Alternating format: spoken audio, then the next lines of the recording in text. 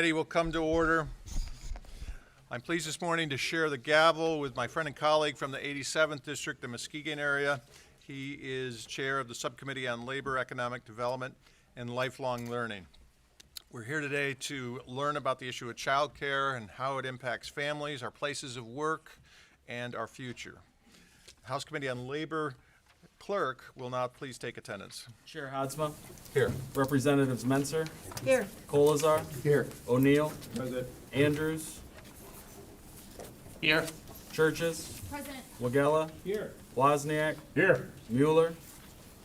Here. Kuntz. Here. Mr. Chair, you have a quorum.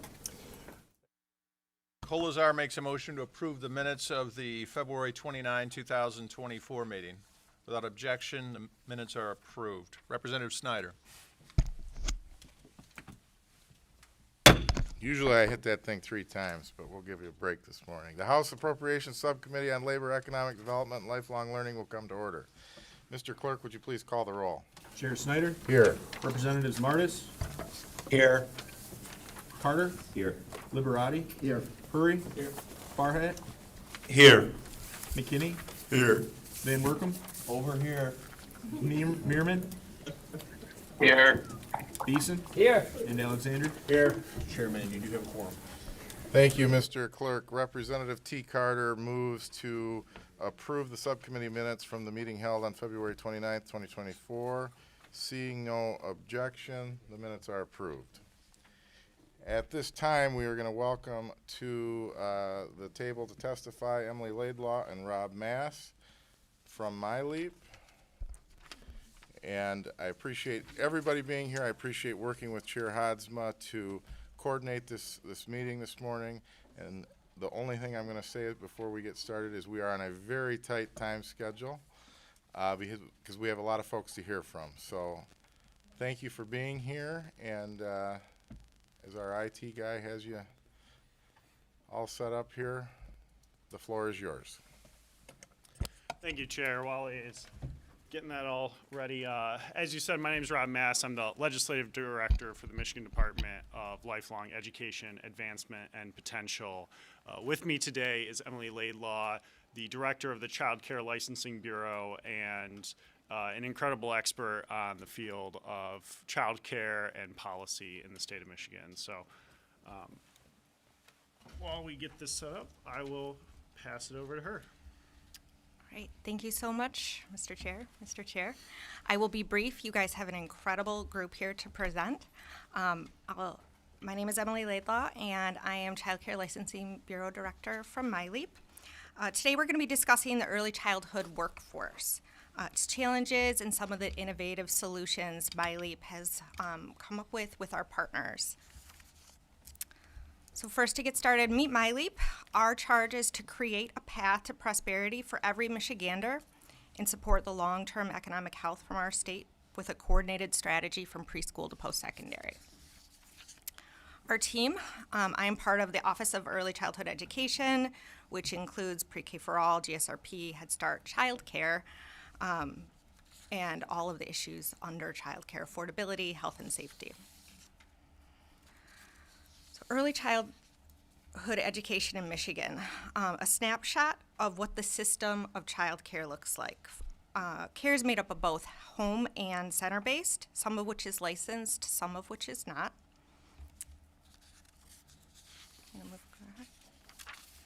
The main message is that child care keeps Michigan working.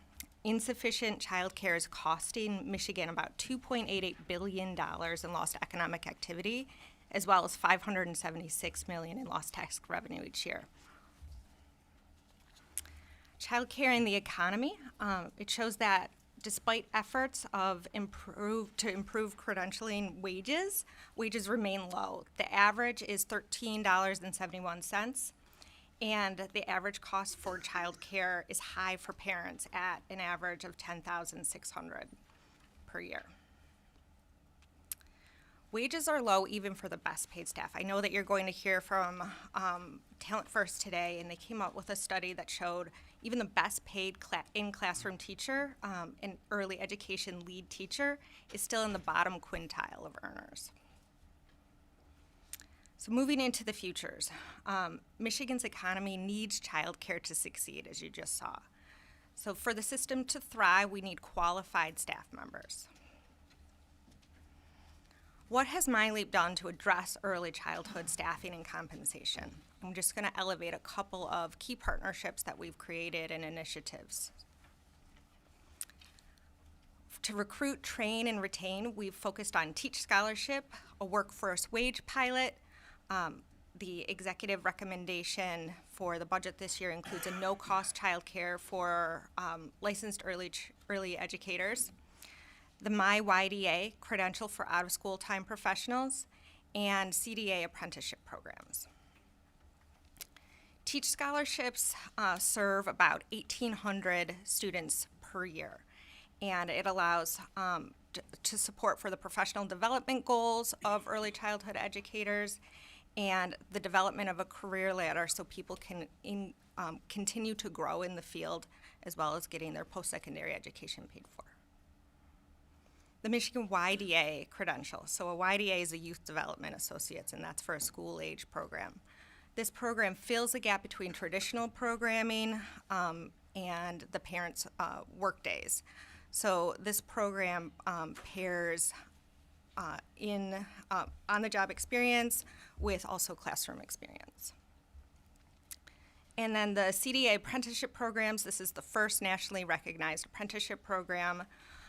It improves staff stability, and over 90% of people in the program have completed the program. And finally, the workforce wage pilot. This is an effort to build an equitably compensated, credentialed, and high-quality ECE program. Right now, we have 123 early educators receiving a living wage, 344 early educators estimated to be progressing toward an early childhood education credential, and that impacts over 2,500 children across the state. The FY25 executive recommendation includes a recommendation for no-cost child care as a benefit to professionals working in the field. The goal is to recruit and retain top talent, put money in people's pockets, and provide a quality early learning opportunity for kids. MyLeap, we're making progress here. MyLeap has several initiatives that we're working toward with our partners that I know you'll hear more detail with today. Teach Scholarships, workforce wage pilot, credentialing for out-of-school time and youth development associates, as well as CDA apprenticeship programs, child development associates. We've got more to do, and that includes the executive recommendation of the no-cost child care for child care professionals. Michigan has historically underinvested in its early childhood workforce, so it's critical to stabilize and invest in the no-cost child care for early childhood professionals. And that's it. Thank you so much for having me, and I'm happy to take any questions. Thank you, and so I will kick it off with a initial question here. In the exec rec, the no-cost child care that you talked about, I believe, is funded with federal one-time money. Can you explain how you envision that being a sustainable path forward and funding continuously when it's only funded in the executive rec on a one-time basis, please? Right, I believe it's a 3-year pilot, and so looking to see if this is an initiative that moves the needle, stabilizes the workforce, and then working in partnership with the legislature to look at the opportunities for long-term funding, if it's something that moves the needle and benefits the industry. And then the other question I have is, you talked at the beginning a little bit about the Great Start Readiness programs. How many school districts currently operate in the state a Great Start Readiness program? So the Great Start Readiness program goes through the intermediate school districts. I don't have the number of the individual school districts that that operate a GSRP program, but I can certainly get that number for you. Excellent. Vice Chair Van Workum? Thank you, Mr. Chair. I'm going to ask a similar question I asked the department 2 weeks ago. One of the other major proposals of the governor's budget is doing universal 4-year-old preschool. Have you guys looked at what that would do to the childcare industry? As you know, before when move 5-year-olds into the schools, that took away a lot of the childcare providers' margin, right? That you don't have to spend as much time and energy on a 5-year-old as you do on an infant. What impact is potentially going from 4-year-olds into the school system going to have on the childcare industry? Great question.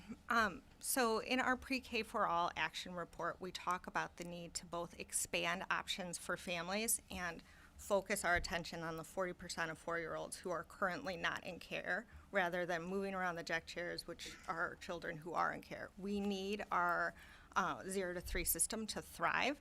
And so ensuring that we expand in the right way to include community-based organizations as well as school districts, Head Start, and intermediate school districts are imperative in order to make sure that the system as a whole stays stable. So it's how you operationalize it is what will keep the system thriving for all preschool children 0 to 5.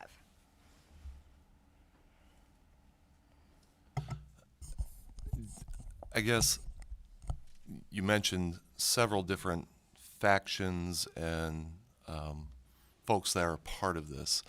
Is there an overall vision of how to address childcare rather than this hodgepodge element? Is there an actual direction that the administration is trying to go as it relates to childcare?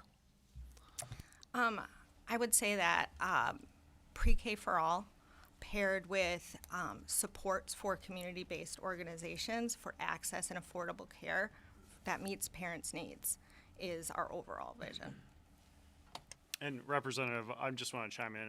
I'll send the pre-K for all action report and roadmap to the entire committee, or both committees, I should say.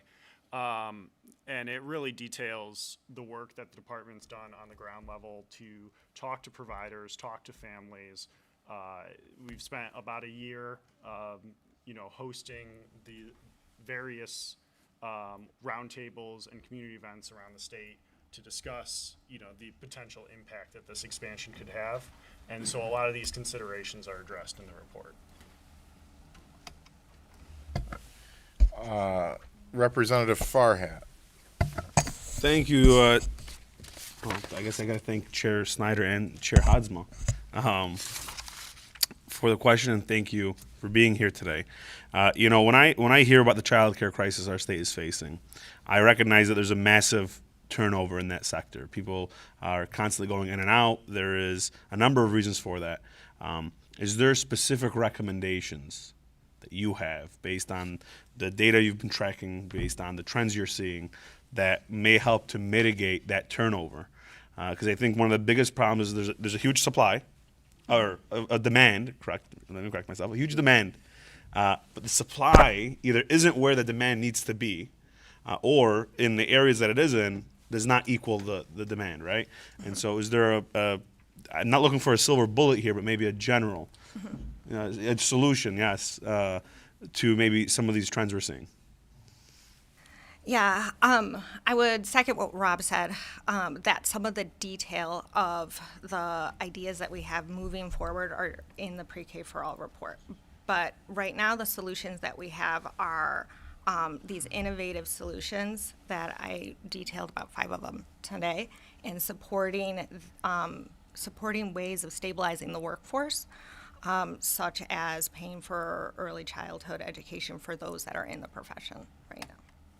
And I'll jump in to add that public funding is a small portion. I think it's only 11% of the total dollars in the child care system. So we're talking about payments being made by families directly to small business owners across the state. So we have to be thoughtful in how we approach, stabilizing the workforce as well as the impact on supply, because that ultimately comes out to the overall costs of the system. So we're thoughtful in how we're approaching, ensuring that state dollars are going to stabilize the workforce directly, like the no-cost childcare pilot program, as a way to try to incentivize and put more dollars directly in the workers' pockets that they're not having to spend on childcare of their own.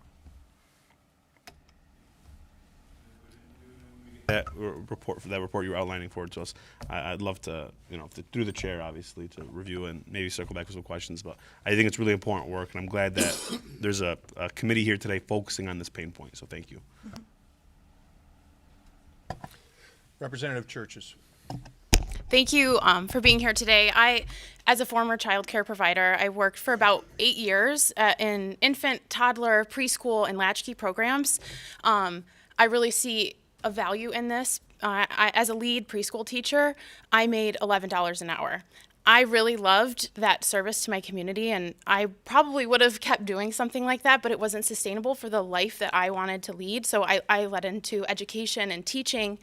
And now a lot of my close friends are having their first and second baby. Even like I talk to my best friend on the way to work every day, and she takes her young son to daycare. She's about to have her second baby probably next week sometime. And she's touring lots of daycares in the area. She's a social worker for a school district in Ann Arbor. Her husband works full-time owning a lawn care company, and they're struggling right now. I listen to everything. She goes to YMCA. She can't have both of her kids go to the same daycare because the YMCA has a second floor, and in order to offer infant care, you need to be on the first floor. She goes to all of these different care facilities. Not only is the price a lot for her salary as a social worker in the Ann Arbor Public Schools, but it is really challenging because she can't bring two of her kids who are going to be less than 4 years apart to the same care facility. She's going to bring her son to one care facility, and then she has to drive to another care facility. And after COVID, a lot of preschool facilities changed their opening and closing operation hours. She has to drop her son off at 8:30 in the morning. Her start time is 8:15. She has been late to school every day as a social worker because she can't find care to meet her son's needs, and she's on waiting lists and all of these things. So I really appreciate the work that you're doing. I know that you don't have all the answers for us. So I guess my question is, do you think that the work and the strides that you're taking in this area are going to help parents that are teachers or other people in like the workforce be able to take their kids to one care facility and lighten the load if they have more than one child of the cost that would be onto their family to get care while they're trying to do their jobs? Yeah, thank you for that. My focus for my presentation today was on labor, but we do have a wealth of information about what we've done on access. Access to affordable care for families that meets their needs, whether they have 2 kids, 1 kid, 3, is a really important initiative. So I would love to be able to follow up with you about some of the work that we've done through Caring for My Future, which is to create additional programs across the state. Mm-hmm. Well, thank you both for being here this morning. And we're not done with you yet. Okay. Representative Wozniak. Thank you, Chair. Thank you for your testimony. I think we all realize that Michigan is like 49th out of 50 states in education. Have you been able to survey other states to see what they're doing in early child care education and compare what you're doing to what those other states are doing? There's a rich network of states that are talking about early childhood education. For example, we have been working with Kentucky on the pilot for no-cost care for early childhood educators and have modeled the program and the executive budget off of Kentucky. We also have regular conversations with other states such as New Mexico, New York. Those are just the 2 that are coming to mind, but we are working together, so that's a great question. Mm-hmm. Thank you. Thanks. We'll try this again. Thank you both for being here this morning, and we appreciate taking some time to continue the conversation and present to our joint committee. And as we move forward over the next couple months, I'm sure we'll be talking a lot as the budget process continues. So thank you for being Thank with you for us. having us. And Thank you. I'm going to turn it back over now to Chair Hotzma. Thank you, Chair Snyder. During my time as a Calhoun County Commissioner, I've been part of discussions about navigating the roadblocks associated with providing quality child care. Those conversations radically changed during COVID. On the back end of the pandemic, as we transitioned, I heard more and more from nearly every employer about the challenges they faced, exacerbated by the lack of child care options. Now I'd like to invite up several people from the South Central and Southwest part of Michigan who've been working on creative solutions to this problem. They'll offer testimony and we'll take questions at the end. Kathy Zenda Wilson from Pulse at Upjohn, Battle Creek resident, will speak first. We also have Andy Richards, the Chief Operating Officer for Duncan Aviation in Battle Creek, Bronwyn Drost, the Senior Director of Economic Development and Retention at Southwest Michigan First, Carrie Anderson, the owner of Morning Star Childcare, Alex Andrews, the Director of Business Intelligence and Workforce Innovation and Talent First, and Carrie Rosengana, Chief Executive Office from Capital Area Michigan Works. Kathy, if you want to come up first, and others who want to fill the remaining 3 chairs.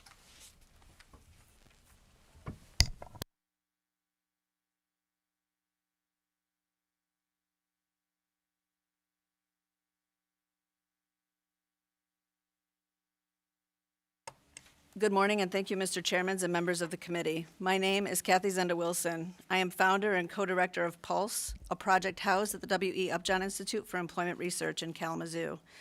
Before launching Pulse in 2012, I spent the first 17 years of my career in philanthropy, so one could say I'm a recovering funder, for those of you who can appreciate the humor in that. I started Pulse to address what I saw was a significant gap in our community's attempts to truly achieve its shared goal of helping everyone thrive. Our work, funded by private foundations, brings a systems lens to a community's efforts towards a collective goal. Simply put, we help communities solve wicked problems through their collective wisdom. Wicked, which is a technical term, by the way, refers to problems rooted in mindsets, policies, practices, resources, and relationships. I'm proud to say that an outcome of our approach has been Battle Creek's tripling of the number of children arriving at kindergarten ready to learn and thrive. I also served as Battle Creek's Ward 4 City Commissioner from 2020 to 2022. And in 2023, Pulse was selected to develop Southwest Michigan's Regional Child Care Plan, which will be complete in the next month. And this year, we're working across the state to provide technical assistance and guidance to our regional partners in their implementation of CEO roundtables that bring our corporate partners into the space of shaping solutions. A special thanks to Representative Hotzma today for this invitation and for being such an engaged partner and advocate for our work in Region 8. Thank you. In the fall of 2022, the Early Childhood Investment Corporation's Child Care Innovation Fund, with MEDC as a partner, released a grant opportunity unlike anything we've seen before. It was to identify regional economic development organizations that could develop regional child care plans that meet the needs and preferences of working families and address Michigan's current child care crisis. While there are 10 MEDC regions, 16 grantees were identified to lead the convening of their region's communities in developing these plans. These projects are supported by funding provided from the Michigan Department of Education, utilizing ARPA funding from the Office of Child Care Administration for Child and Families, U.S. Department of Health and Human Services, through the ECIC Child Care Innovation Fund. As an intermediary charged with deeply understanding the entire system of supports for families with young children, we pull together folks to work across sectors to ensure that these systems are working well and in ways that allow everyone, including families, child care owners, teachers, caregivers of young children, businesses, and municipalities, the opportunity to thrive. The cornerstone of our system-building efforts is root cause analysis. Our approach to every challenge we face is to get curious, to understand where systems aren't working and for whom, and then design solutions to address those root causes. And our work over and over again this past dozen years has continued to lead us to the same conclusion, that this child care crisis we're experiencing is rooted in a weak early childhood workforce. A workforce that is weak because of poor compensation and a lack of investment. Many might be surprised to learn that 98% of all other workers make more than childcare workers. So this is a labor issue, and one that we must get right because all other labor depends on it. The majority of the cost of childcare covers the wages of the workforce, and this is labor-intensive business that we can't automate. Childcare businesses typically make a much smaller profit margin than most businesses, and as a result, most childcare businesses can only offer poverty-level wages to their workforce, less than other jobs with similar education levels. In a recent survey, 80% of childcare providers said compensation was the #1 recruitment and retention problem they faced. And to get even more specific, 83% of childcare businesses' income goes towards staffing, leaving 13% to cover overhead, 4% to cover materials. The math just doesn't add up. DHHS recommends that families pay no more than 7% of their income for childcare. 72% of Michigan's families pay more than 10% of their income on childcare. Of their income. And even at the lower end, families in Bay County are paying 13.1%. The bottom line is that families can't afford to pay and teachers can't afford to stay. Childcare as an industry and arguably a public good was created as a result of our collective desire to ensure children's safety during a caregiver's working hours. It has been and continues to be the invisible and silent foundation of our economy and our workforce. My experiences have proven that most agree that a functioning system of care for children is necessary for the economy to thrive. Families with young children who work or go to school are doing so to create their own economic security. Yet sadly, many families who experience a lack of access to affordable care, which has widely been publicized since 2020, as the chair has mentioned, must make difficult choices. Choices that include staying out of the workforce entirely, scaling back their hours or limiting their career options, as well as taking the risk of their children being cared for in places and spaces that may not be safe. Others must go without basic necessities in order to afford care, and that includes our childcare workers and their families.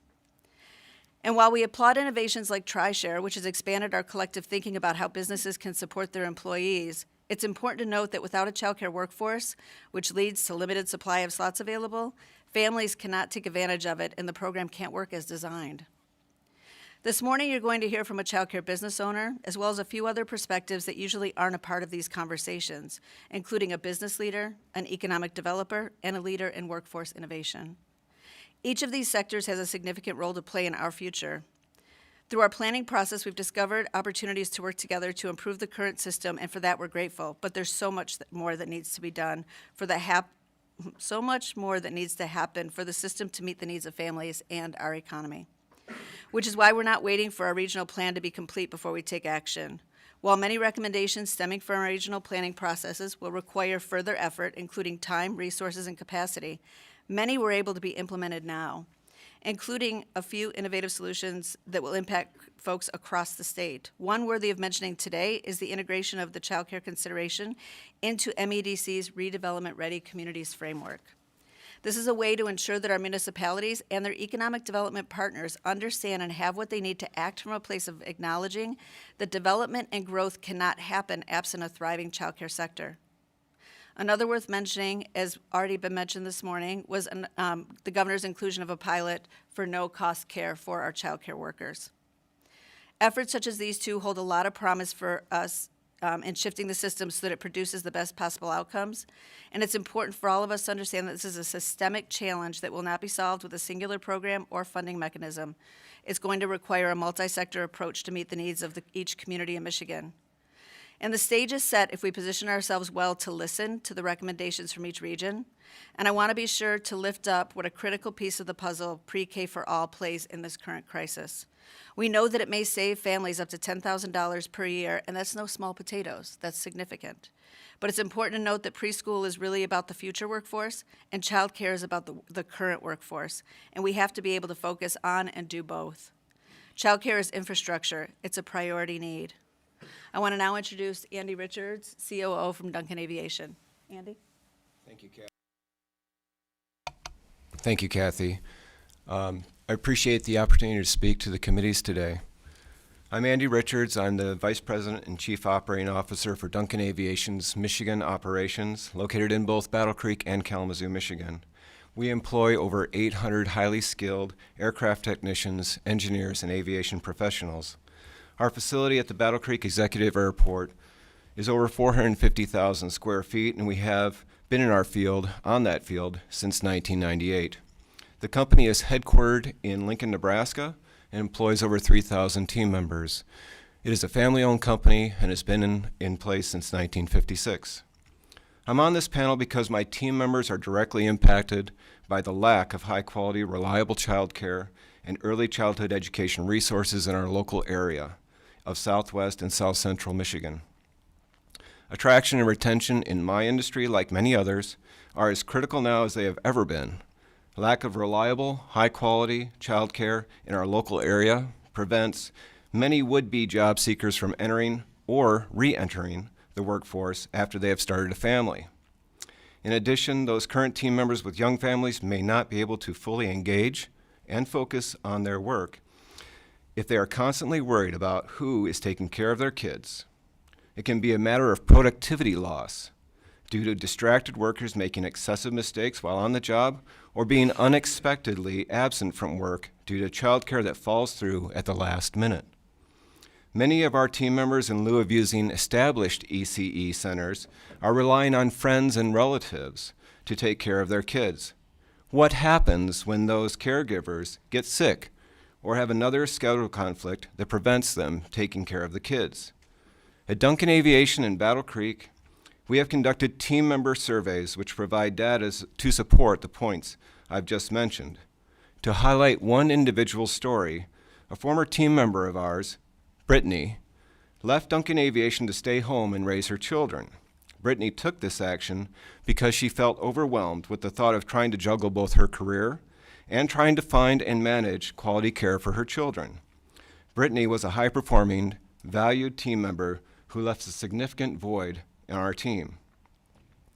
If an established team member chooses to end their employment with us, and because they cannot find or cannot afford childcare, the cost to replace that person on our team is typically 1.5 times the annual salary of the position we are trying to replace. This total includes the cost of recruiting, vetting, interviewing, orientation, and training of that team member. I have engaged in early learning resource conversations over the past 2 years. These conversations have involved nonprofit support organizations as well as other local business leaders who recognize the issue we face of workforce development, attraction, and retention. As a COO, I am focused on finding solutions for our team that make sense for them and the company. Pulse has developed a roadmap that allows employees to seek the many ways we can support our team members. Some are typical HR options that are quick wins, like access to employee assistance programs, dependent care accounts, and allowing flexible scheduling. I have also had multiple discussions with current childcare providers in our area as we seek to partner with those businesses on ways to increase capacity. We can help employees find childcare access to information about childcare and access information about childcare scholarships or identifying backup childcare providers in the community to help when an issue with childcare disrupts the employee's schedule. As a board member of United Way of South Central Michigan, I have to talk about ALICE families. ALICE households are asset limited, income constrained, and employed, with employment being a key word. They are families whose budgets are so lean, they are just one major unexpected event, such as a car or illness, from financial collapse. Alice describes both the employees in Michigan's childcare centers and families who most critically need access to reliable childcare. Alice workers are most likely to be employed in hourly shift work, where there is no backup if your childcare fell through or your child has a fever. The lack of stability in the childcare sector is a problem for corporations like mine, Duncan Aviation, and especially for direct services and small businesses that rely heavily on each team member for covering specific tasks each day. A U.S. Department labor study released last year provides a needed look into the cost of childcare related to the income across the country. The rates in your respective counties are more than double the 7% recommended by the U.S. Department of Health and Human Services, and these costs are for one child. Most families with young children face a few years of paying for 2 or more children in care. Each of you has a document that shows the median cost of childcare in your county and the portion of a family's income required to meet that cost. Compared to the average wages in Michigan, childcare is just too expensive. And while childcare is many families' most expensive cost, United Way estimates that nearly 1/3 of childcare providers earn wages below ALICE threshold for their community. Your constituents range from 23 to 71% under ALICE threshold. This is an astounding range considering the cost of childcare ranges from 13 to over 17% of the median household income in your home districts. It's no wonder that most Michigan families choose informal and unlicensed childcare providers who typically don't have the training or educational experience we want children to receive. I'm going to end by asking you to think about how hard it would be for you and your family to have spent 15% of your income on childcare. Some of you may be doing it now, but for many of us, that's close to a mortgage payment or more. Thank you for your time. I'm going to turn it over now to Bronwyn Drost. Thank you, Andy, and thank you for this opportunity all. My name is Bronwyn Drost. I'm the Senior Director of Economic Development at Southwest Michigan First. So I serve our region's existing businesses, helps to retain them, help them to find resources and tools to grow, and generally just keep the economy humming wherever we can. While I've been an economic developer for around 10 years, I've also spent time working in the workforce development system and the child welfare systems. This gives me a unique perspective on the value of early access childcare for all. I'm on this panel specifically because of Pulse's intentional work to shine a light on economic development as a critical part of this childcare solution we're working toward, and because I'm a parent who has struggled with childcare for my entire career. It's been a true honor to serve alongside these folks here on our regional planning grant work, and I've learned so much, and I'm now fully impassioned about the role that economic developers can take to support this work. Traditionally, we haven't really spent much time dealing with childcare. We kind of left that to other people, didn't recognize it as part of the work that was important for us to be doing to create a vibrant culture where businesses want to locate. In the past 2 or 3 years, however, as I'm out meeting with the businesses throughout my region, they're starting to tell me that they're most concerned about housing, about the lack of affordable childcare to serve their employees, and of course, incentives and other tools for growth as well. That tells us that economic development has been missing the boat on advocating for reform to our childcare infrastructure, if you will. From the business attraction standpoint, it used to be that we would receive an RFI or RFQ from the Michigan Economic Development Corporation or a site consultant. We'd gather the data that they needed. It was typically infrastructure, utilities, sites, buildings, lands, incentives. And today, they're asking us much more detailed questions on quality of life issues, among other things. They're asking us about housing. Each municipality has to go through and indicate how many planned housing developments they have over the next 3 to 5 years, so that these companies who are considering locating in Michigan can make a wise decision about where their workforce will thrive.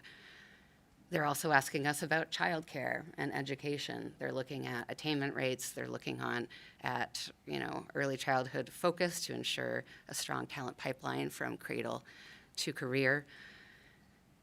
And we have limited resources, frankly, to answer those questions and to support this work. So this project has just been a tremendous asset to us as a field to recognize as something that's important for us to be working on. According to the Growing Michigan Together Council, as you've heard, insufficient childcare and elder care options have directly hampered workforce development. We're losing $576 annually in tax revenue due to these childcare issues. 14% of parents have left a job in the past 6 months due to childcare or a lack of childcare. 52% of parents needed to make a significant adjustment to their school or their work training in order to accommodate the scarcity of childcare in their region. This council is focused on identifying ways to grow our population and encourage Michigan's young adults to go to school and to stick around afterwards. to stay and make it in Michigan. If growing the population is our focus through decreasing the outmigration of young people and increasing our birth rates, we're still not acknowledging that 21 to 35-year-olds say that the number one reason they're not having kids is because it's too expensive. Michigan has long been marketed as a great place to live, work, and play because of our abundance of recreational opportunities, because of our competitive cost of living, and because of the great paying jobs that exist through our strong automotive, agriculture, tech, design, and innovation and engineering sectors. While these things are true, people who either have children or plan to have children balk at relocating to a state that doesn't stack up well against other states in terms of the resources that we provide to support a strong childcare system. We strongly believe after this work that it's really important to invest and lift it up. Making Michigan a #1 state for childcare will enable us to attract both new businesses, retain existing businesses, and attract new workforce and talent to our state. We've seen some progress, as Kathy mentioned. The Michigan Economic Development Corporation is now looking at childcare as part of their redevelopment ready community certification.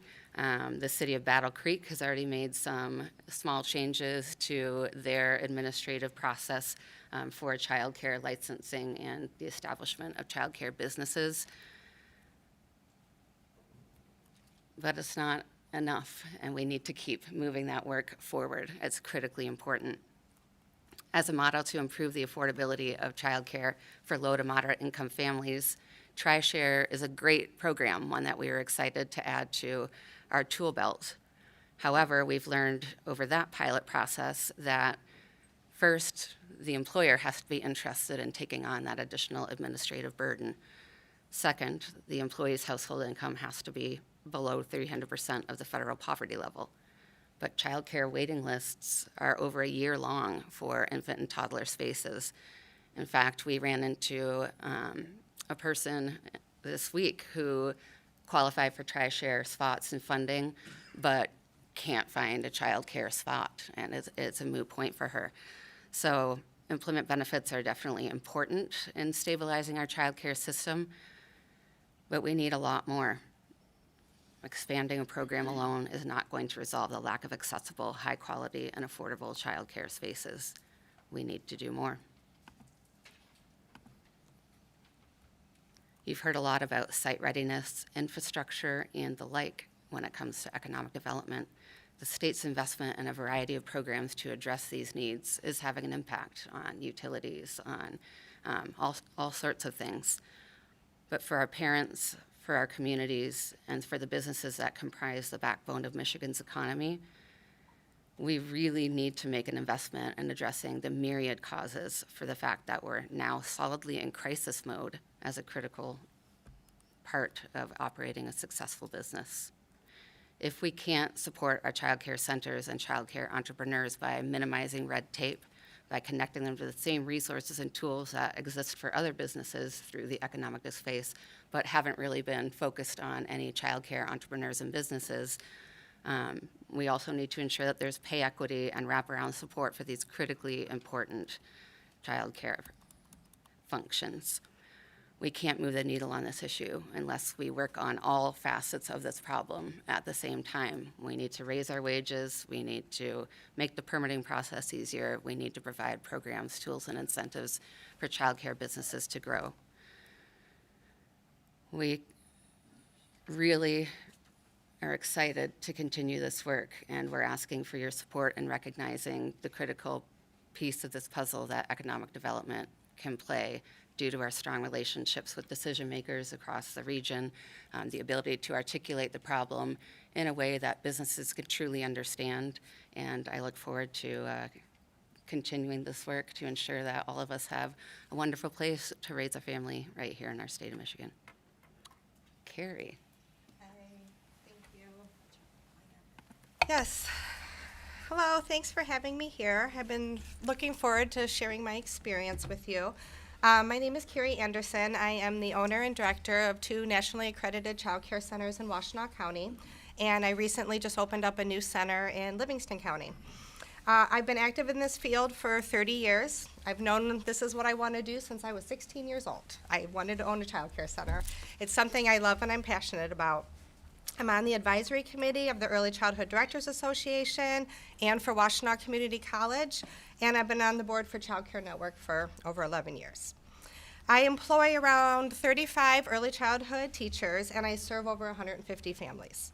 We were really grateful for the additional stabilization grant money that was offered to child care centers by the state. If it wasn't for these grants, we would not have survived.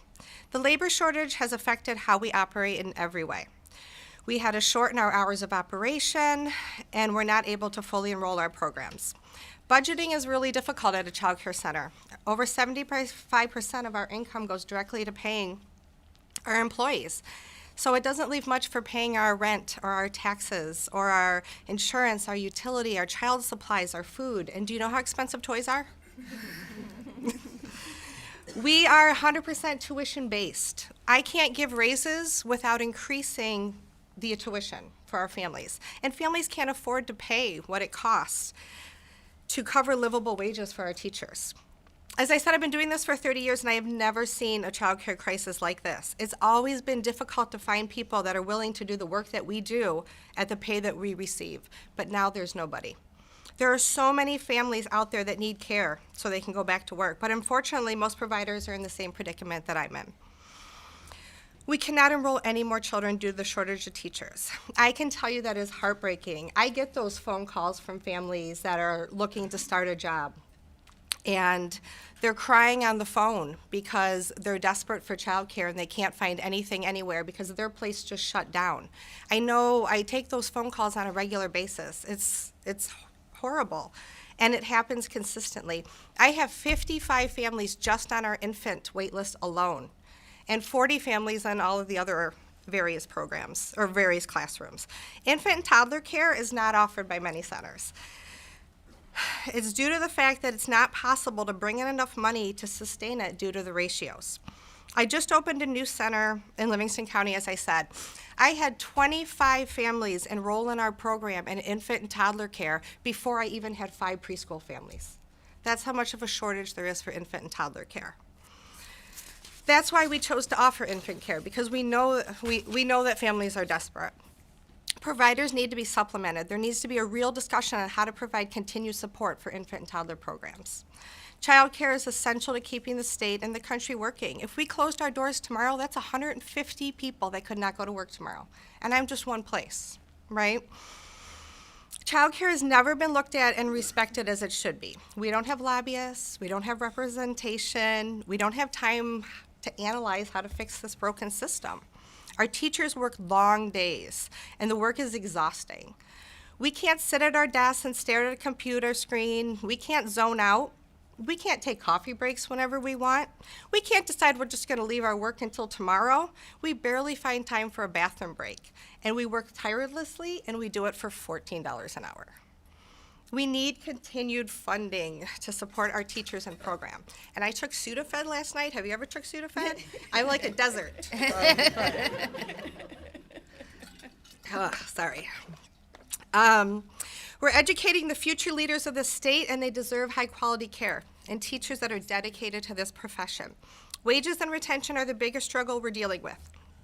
I have staff right now who are taking college courses for early childhood, and I'm supporting them through the TEACH program. I'm paying for part of their tuition, and their professors are telling them not to go into childcare while they're in class because it's such a low-paying field. That's how bad it is, and that's why we're struggling so much with finding qualified teachers and people that want to stay in this field. For the first time, I'm hiring people who don't have experience or just need a job for 4 months until they can start their nursing program. I'm hiring 17-year-olds. I never wanted to be that place that hires just anybody to care for children, but we are desperate. Children deserve better. The first 5 years are the most important time for brain development in a person's life, and they deserve to have trained teachers in a high-quality program. Parents need to feel confident that they can drop off their children in a safe and nurturing environment. They need to be able to go to work and focus on their jobs and not get that phone call that they have to come pick up their child early because not enough teachers showed up for work today. And I can tell you that happens at many centers on a regular basis. Child care tuition rates have increased by 30% since COVID, and I am on the low end for Washtenaw County because I can't stomach charging these parents some of these rates that some of these places are charging.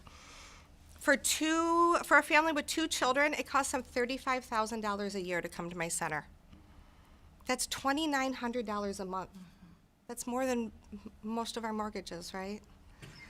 We participate in TriShare, and we accept child care subsidy payments, and neither of these programs are working well. The decrease in subsidy payments has hurt our families and our program. There's a misalignment between the payments, the classroom ratios, and the rates. We have to input exactly how many hours a day the child is in class. I don't know of anybody that charges by the hour. We have a flat rate every day. It doesn't matter if you show up for 4 hours or you show up for 10 hours. It's the same rate. People are choosing to leave their kids in care all day long until we close so that they can receive the full subsidy for the day so they can afford to pay for it. I feel like we're punishing families for picking up their kids early so they can spend time with them. I also have teachers using the TriShare program, which is supposed to divide tuition 3 ways between the parent, employer, and state. I think this is a great program, but it's not the case. As an employer, I'm paying 41%. The parents are paying 41%, and the state is reimbursing us 18%. And that's due to the additional administrative fees. We need to think about the true cost of what it takes to implement these programs and include administrative dollars. I shouldn't have to pick up the cost for that. The startup grants and the Caring for My Future grants have been wonderful. That's why I opened up a new center, because we were able to have that additional funding. So I hope that we can continue to find new and innovative ways to help providers and families solve the fundamental problem of there not being enough child care slots available for the state, in the state for the parents to go back to work. I'm also looking forward to pre-K for all, but I'll tell you I'm extremely nervous, because I'm extremely nervous due to what you brought up. We have to realize that the private sector for child care is huge too, and pre-K funding has to be offered for not just school districts and ISDs, it has to be offered for the private sector too. Thank you so much for your time. Mr. Andrews, excuse me before you start, and Ms. Rosengana, if there are any options for the 2 of you to tighten up your remarks. We are up against a clock. I know you've spent a lot of time preparing, but we do have other witnesses, including those who have come in from out of state. So thank you. Yep, I will be brief. Good morning. My name is Alex Andrews. I'm the Director of Business Intelligence and Workforce Innovation at Talent First. We are an organization of 130 CEOs from West Michigan committed to improving the quality of the workforce in our region.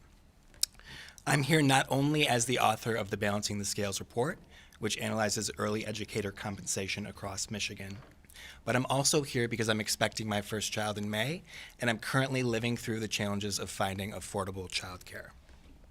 The comparatively low compensation for early childhood educators, as documented in our analysis, is a significant factor contributing to our current childcare crisis. Despite their importance to children, families, and the economy, over 2/3 of early childhood educators in Michigan earn less than $15 an hour. And 1 in 4 do not earn enough to afford basic necessities for themselves, let alone their families. These low wages fail to reflect the skills, complexity, and credentials required to teach young children. Despite requiring 97% of the same skills and qualifications, kindergarten teachers in Michigan currently earn almost $14 more per hour than child care lead teachers, who earn a median wage of just $16.03. Although this is the highest paying ECE role, it earns the same rate as many entry-level roles in retail and hospitality. Because over 91% of Michigan's early educator workforce are women, many of whom are women of color, these low wages also perpetuate existing racial and gender-based wealth disparities. At the same time, Providers are constrained in their ability to increase employee compensation because current subsidy rates don't cover enough of the cost for a licensed program. The annual cost to provide full-time care for one toddler can be as high as $20,000 for a center-based provider paying market wages, which is nearly $5,600 more than the annual subsidy rate. If early educators earned a living wage, the gap would double to $11,500. Under the current model, parents would be responsible for incurring the costs of increased wages, but childcare in Michigan is already too expensive. As my colleagues already mentioned, the average annual cost of care for an infant in Michigan is nearly $11,000. That's 17% of the median household income in the state and almost 1/3 of the median income for a childcare worker. Additional state and federal investments will be required to create a sustainable funding mechanism that promotes a system of accessible, high-quality early childhood education that places equity at the center. These benefits extend beyond the ECE workforce, starting with children who will have greater access to the high-quality early education critical to their development. Reversing Michigan's loss of childcare openings will remove one of the biggest barriers to employment, allowing parents to rejoin the workforce. This will simultaneously increase tax revenues and reduce the cost of public assistance programs. Increasing early childhood educator pay is an investment that will pay multiple dividends across generations. Carrie, I'll invite you to join the conversation. Thank you, and I will be brief for timing's purpose. I'm Carrie Rosengana. I am the CEO of Capital Area Michigan Works. I'm the only one on this panel who is not from the Kalamazoo area. I serve Capital Region, which is Ingham, Eaton, and Clinton counties, and I am one of 16 Michigan Works agencies that provides as a designated workforce development agency here in the state of Michigan. I have been engaged in early care conversations like this since the early 2000s. I graduated from Michigan State University with a degree in family community service with an emphasis on early child development, and I taught in a nationally accredited child development center that also served as a GSRP classroom and partnered with Lansing Community College to prepare the next generation of educators in this space and industry for years.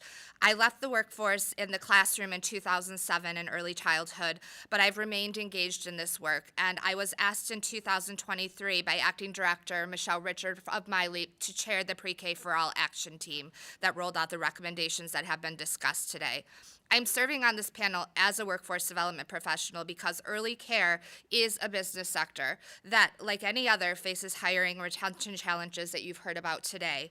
Uniquely, early care connects to every other industry that is out there, and without having a solid program in place that is rooted in structures that work for everyone, our other industry sectors will not be able to retain the talent or to be able to grow in the way that they would like to do. We've heard this time and time again throughout the course of the pandemic, and it continues to be a true statement today.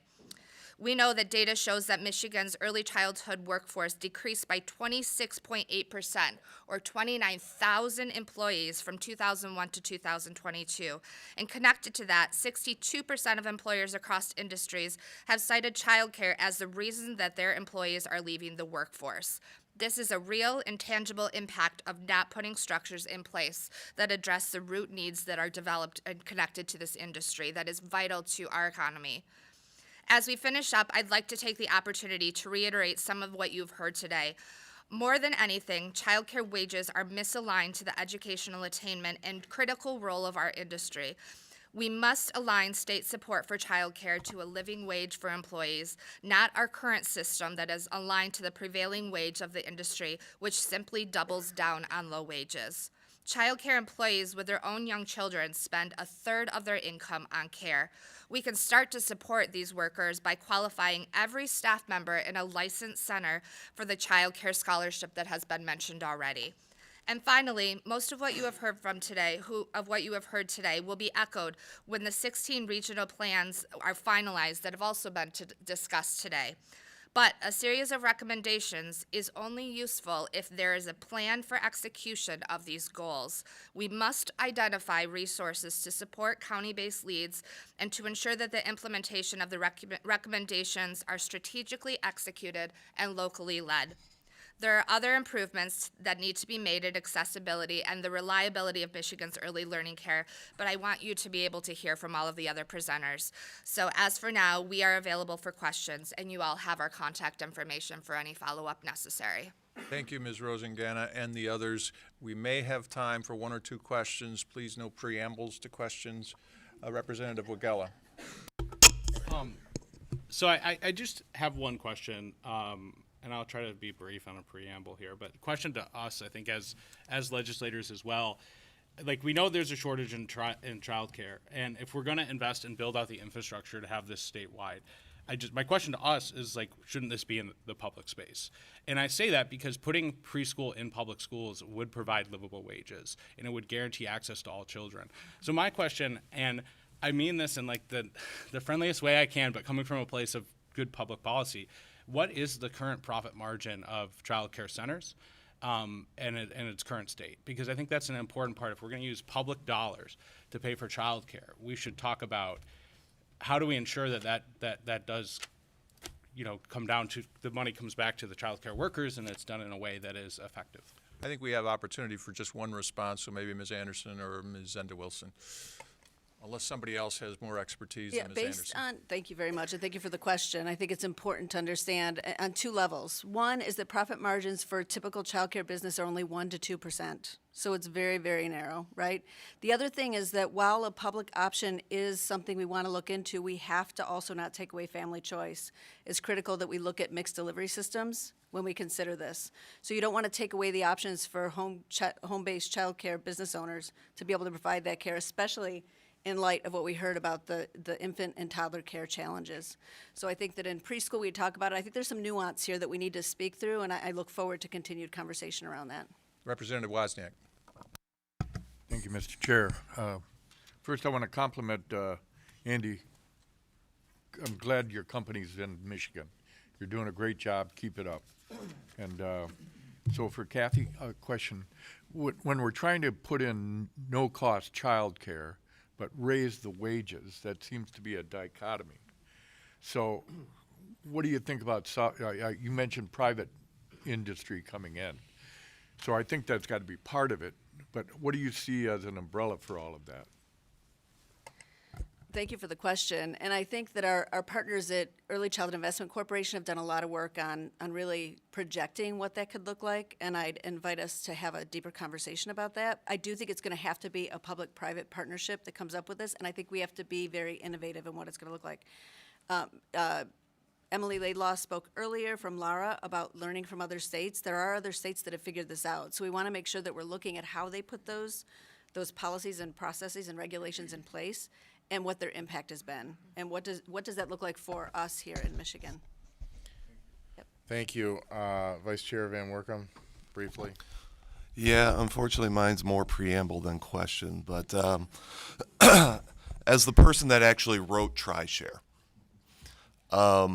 you pointed out some things that are actually the strengths of TriShare, in that you actually have businesses engaged in this conversation.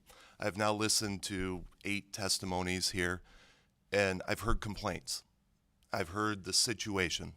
I have not heard any solutions. So I actually rolled up the sleeves and said, here's an idea, here's a proposal, how about we try this?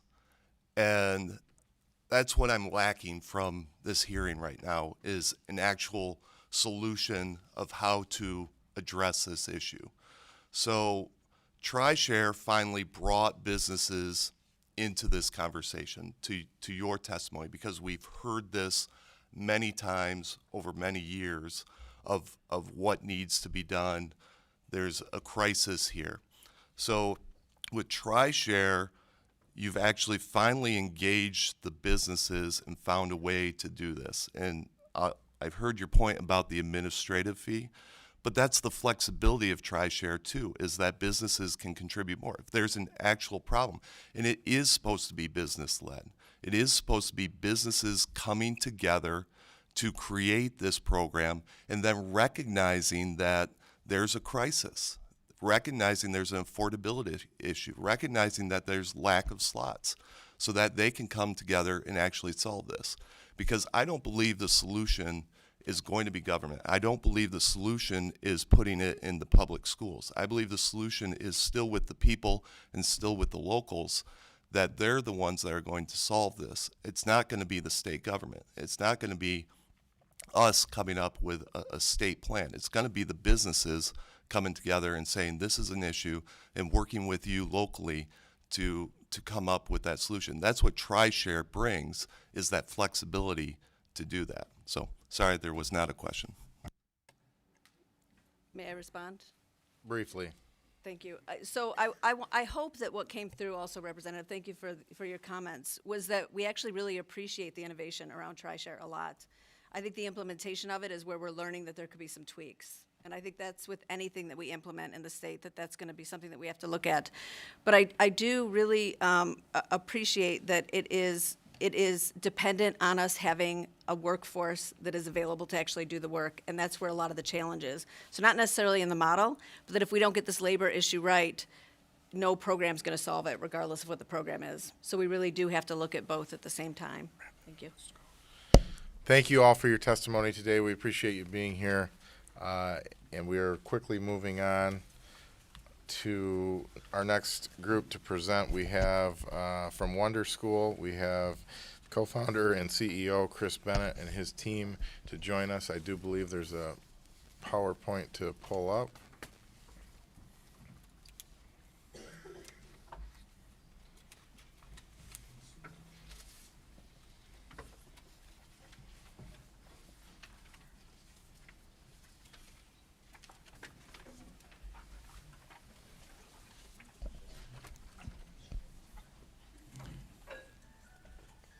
Thank you, Chris, for being here this morning. We appreciate you coming in, and the table is yours. No, red button. Red button. Hello, everyone. Chris Bennett from Wonder School. Very excited to be here with you all. Thank you so much for giving us the time. So I started Wonder School in 2016 because I noticed that there was a childcare challenge in America. I went to a home-based childcare program in Miami. My parents are immigrants from Honduras. They came to this country to ensure that their children, me and my sister, had access to opportunities and had access to a better life. When they were looking for childcare, a woman named Yoli knocked on our door and let us know she was starting a home-based childcare program in her community. And we ended up enrolling both me and my sister in the program. We had an incredible experience in the program.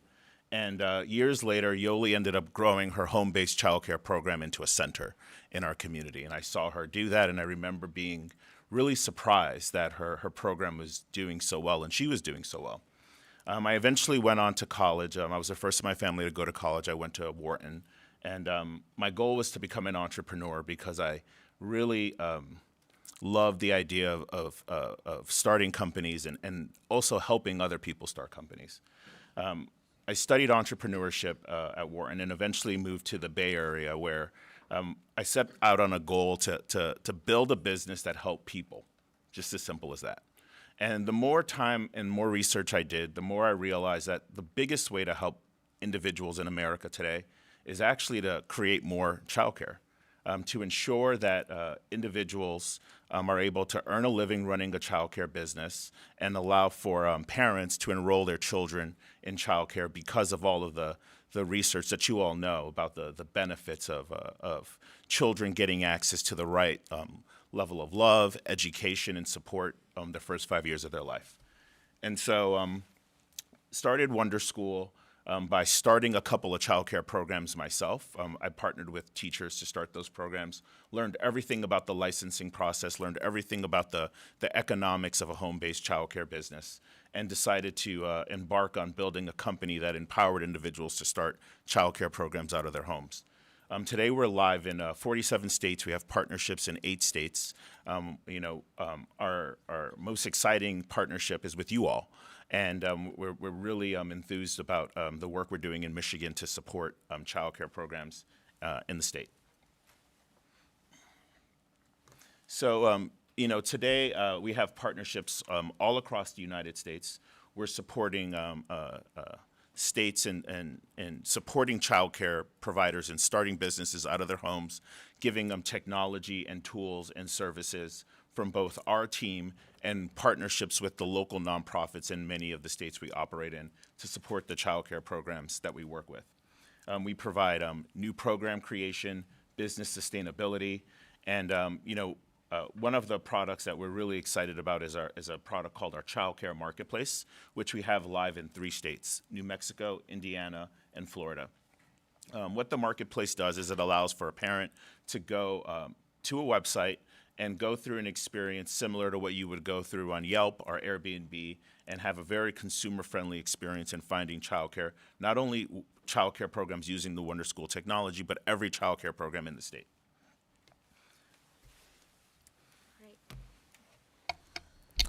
Good morning.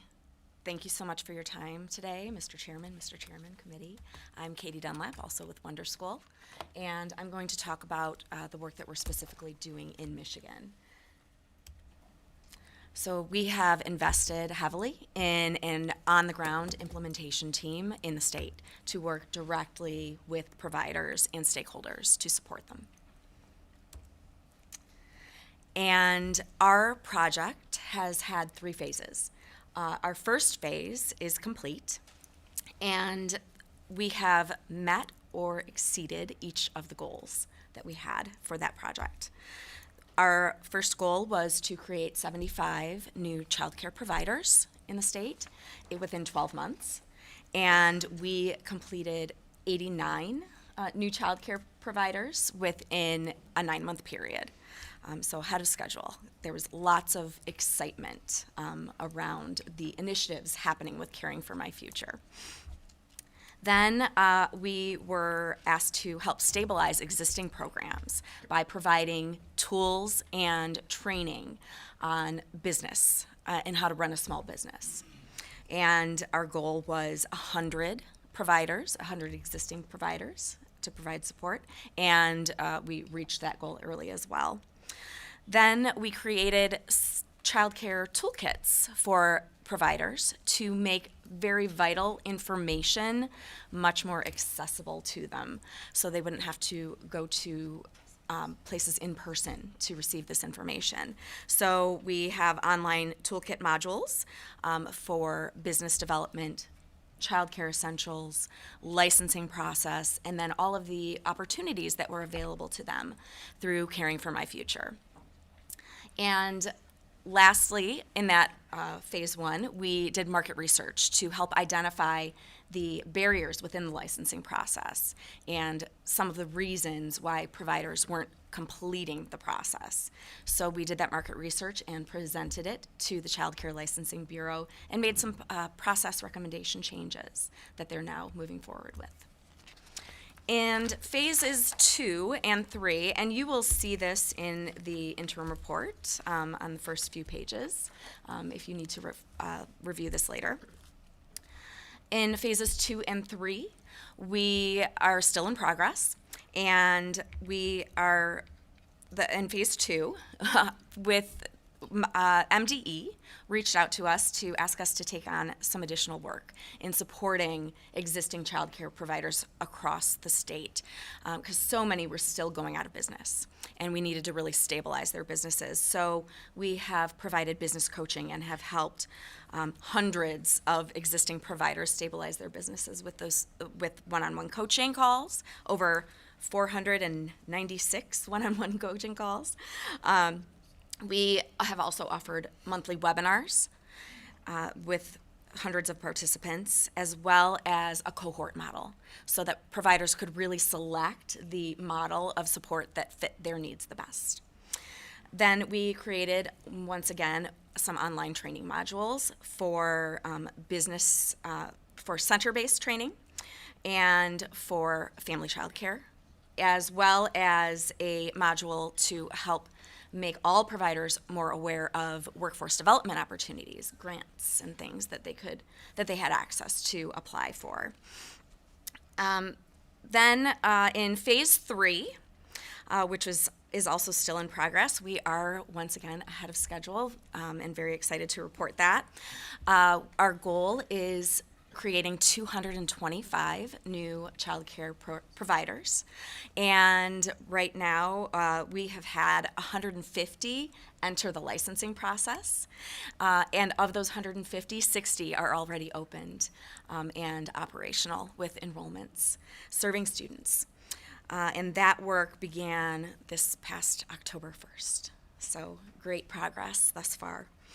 And then, of course, we are going to do some more market research for MyLeap to really help evaluate the impact that all of the Caring for My Future initiatives had across the state. And we have completed the quantitative portion of that market research and are nearly done with the qualitative portion, interviewing providers, all different kinds of providers, to get their feedback on impact here.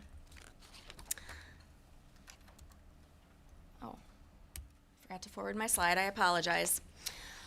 So all of the work that we've done and continue to do in these 3 phases has been extremely impactful, and you can see with the map of wonderful dots everywhere that we've touched providers. And in this interim report, in the appendix, you'll actually see a listing of all providers that have worked with Wonder School and some or all of our solutions at some point in our project. And they're listed by zip code. Right now, we have, of course, we're continuing the work and have new provider cohorts operational.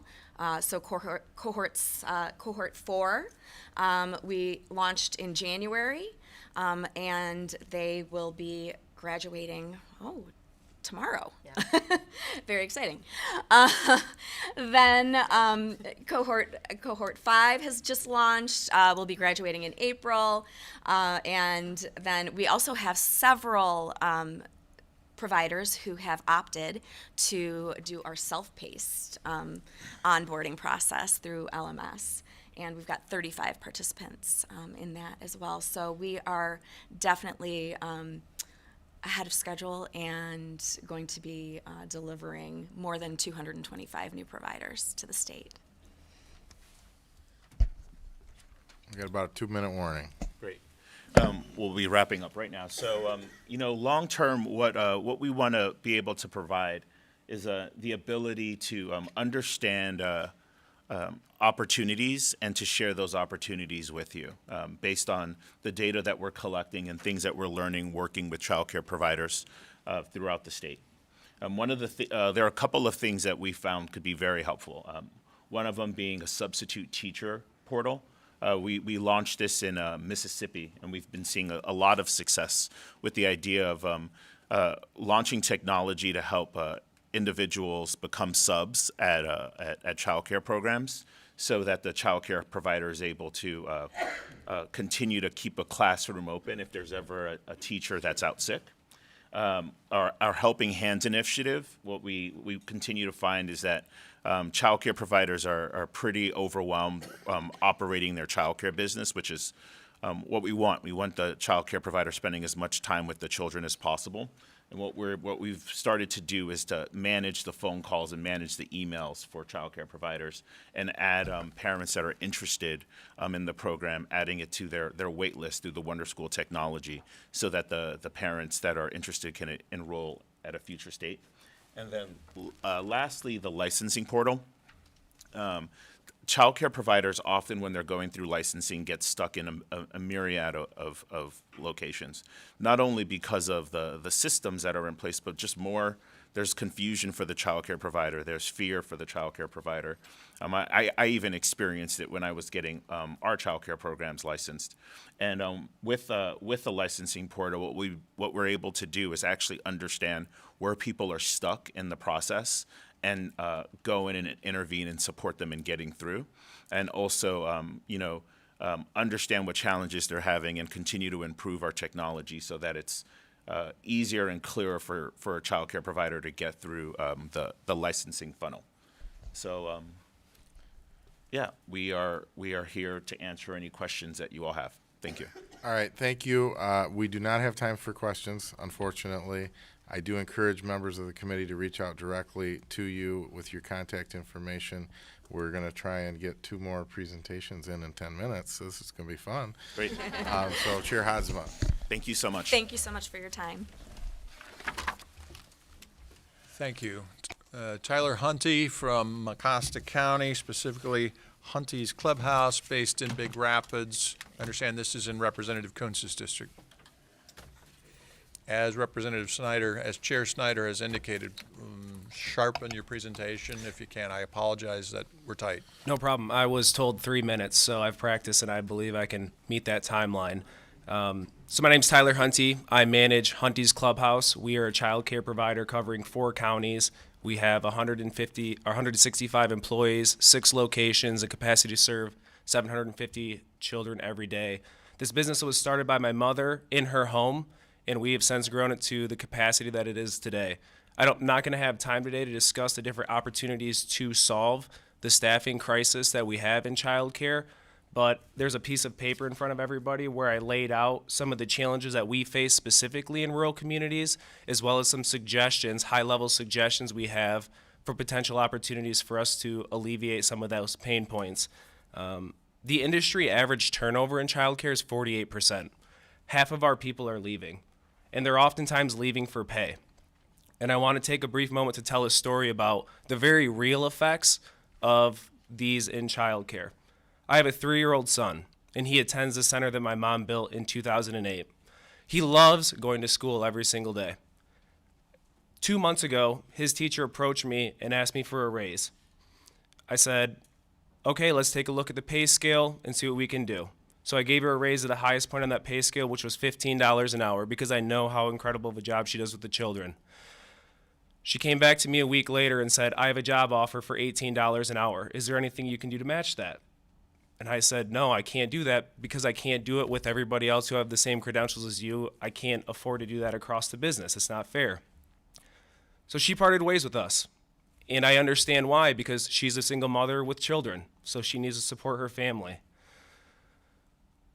Since that point, I take my son to school 2 days a week. And every morning he asks me if Miss Casey's going to be at school. And I have to say no. Because I couldn't pay her $3 more an hour to keep a great teacher in that position. You know what she went to do? She went to be a gas station attendant.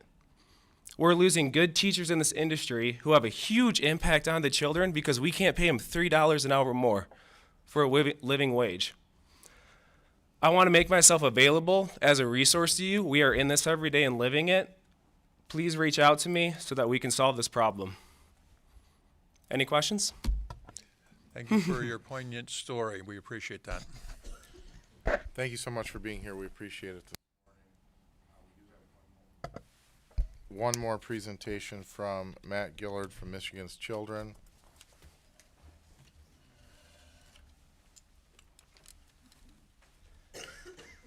Representative, welcome back to the Michigan House. You're on the clock for 5 minutes. All right, thank you. I appreciate it. I'm Matt Gillard, the President and CEO of Michigan's Children.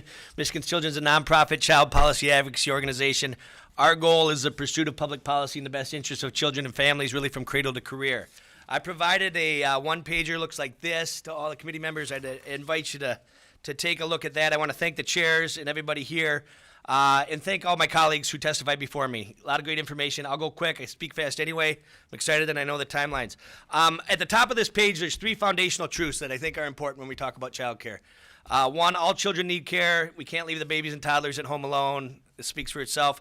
Families will decide what care works best for them. I mean, that's understood. We heard that from some of the experts that testified before me. Families are going to make decisions. Sometimes that means dads quitting their jobs to stay home with their kids. Sometimes it means moms not going back to work after having children because of the issues around child care. It might mean moving closer to grandma and grandpa because they can provide better care. But families will ultimately make decisions about what the best care situation is for them, for their families. The third one used to be controversial maybe 10 or 15 years ago, but it really isn't anymore. The market-based model does not work for families or providers, so the government must subsidize this system. There has been countless economists from across the political spectrum who have come to that same conclusion. Some of the best ones are right here in Michigan. Tim Bartek from the Upjohn Institute in Kalamazoo is a leading one. The Federal Reserve, countless others have done exhaustive research that shows the market-based model for childcare, as we heard today, does not work for families or providers, so there is a role for government to subsidize this system. So let's talk a little bit about that. I want to just give a little bit of historical context around where government subsidy, government interest, and government incursion or support for the child care industry has been. Pre-pandemic, we were on a pretty good track. We were seeing fairly significant increases from the federal government in the support for child care. Obviously, then and there was bipartisan support for that coming out of Washington. Then the pandemic hit, everything got blown up. We saw a lot of focus on child care in the pandemic, especially in the early stages, right?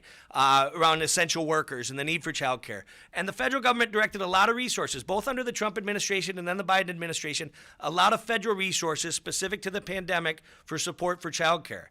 Governor Whitmer and her team, Emily and Michelle Richards and others, did a good job of getting those federal dollars out the door and to providers here in Michigan in a difficult environment to try to keep providers afloat, keep the industry solvent in some way. Now those federal dollars have run out, and what we're seeing is other states really prioritizing state investments into child care, into their child care system to try to keep the system afloat and to move the system forward and to solve a lot of the problems that we heard today.